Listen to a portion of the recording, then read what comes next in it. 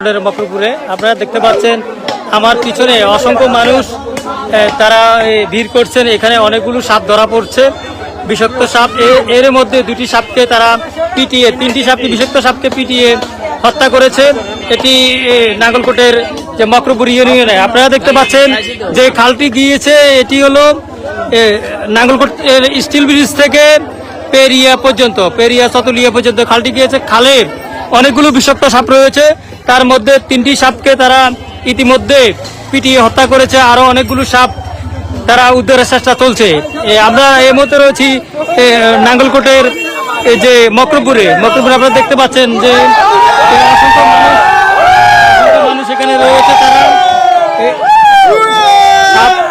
সাপগুলো ধরার চেষ্টা করছে। গাছের নিচে অনেকগুলো সাপ রয়েছে, বিষাক্ত সাপ। এখান থেকে বিষাক্ত তিনটি সাপ তারা ইতিমধ্যে উদ্ধার করে এগুলোকে হত্যা করেছে। এটি হলো নাঙ্গলকোটের মকরপুরের যে খালটি রয়েছে, এই খালটি স্টিল ব্রিজ থেকে যে মাইরাগাঁও হয়ে যে মাধবপুর সতলিয়া পর্যন্ত যে খাল রয়েছে, এই খাল আপনারা দেখতে পাচ্ছেন। এখানে অসংখ্য মানুষ তারা ভিড় করছেন, তারা এখনো দাঁড়িয়ে রয়েছেন। গত কিছুদিন আগেও এই যে মকরপুরের যে পাশে মাইরাগাঁও গ্রাম, এখানে কিন্তু একটি বিষাক্ত সাপের ছোবলে এক মাদ্রাসা ছাত্রের মৃত্যু হয়েছে।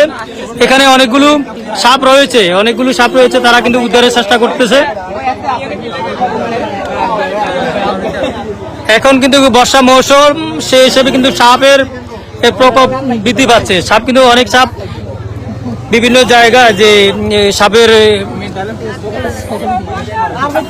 আপনারা দেখতে পাচ্ছেন এখানে যে প্রচুর মানুষ রাস্তায় দাঁড়িয়ে রয়েছে।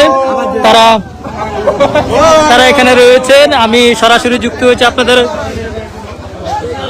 আপনারা দেখতে পাচ্ছেন এটি হচ্ছে মকরপুরে যে স্টিল ব্রিজ থেকে হদুয়াপালা যে সড়ক গিয়েছে, এই সড়কে যে খাল রয়েছে, খালে কিন্তু আপনারা দেখতে পাচ্ছেন প্রচুর মানুষ এখানে ভিড় করছেন সাপগুলো দেখার জন্য।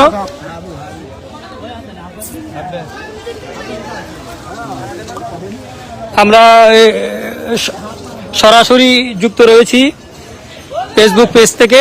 আপনারা দেখতে পাচ্ছেন অনেক মানুষ এখানে কিন্তু ভিড় করছেন। তারা কিন্তু সাপ সকাল থেকে অনেক মানুষ এখানে, আপনাদেরকে দেখাচ্ছি কয়েকটি সাপ, এখনো বিষাক্ত সাপ যেগুলো মারা পড়ছে।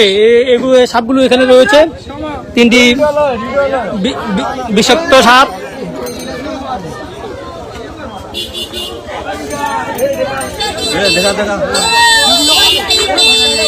আমরা সরাসরি আপনাদের